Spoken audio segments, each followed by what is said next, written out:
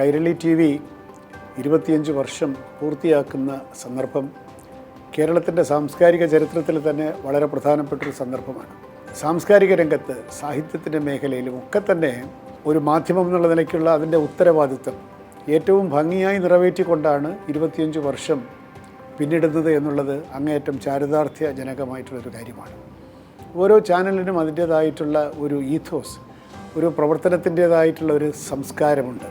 Kairali T വിയെ സംബന്ധിച്ചിടത്തോളം സർഗാത്മകമായിട്ടുള്ള ആവിഷ്കാരത്തിനും സ്വതന്ത്രമായിട്ടുള്ള ആശയ ആവിഷ്കാരത്തിനും ഒക്കെ തന്നെ ഊന്നൽ കൊടുത്തുകൊണ്ട് വളരെ ഹൃദയപൂർവ്വമുള്ള ബന്ധങ്ങൾ നിലനിർത്തിക്കൊണ്ട് മുമ്പോട്ട് പോകുന്ന ഒരു ചാനലാണ് കൈരളി. അതുകൊണ്ട് തന്നെ ഈ കൈരളി ചാനലിൻ്റെ 25 വർഷം പൂർത്തിയാക്കുന്ന സന്ദർഭം ഞാൻ ഈ നമ്മുടെ സാംസ്കാരിക ചരിത്രത്തിലെ ഒരു നാഴികക്കല്ലായി ഞാൻ കാണുകയാണ്.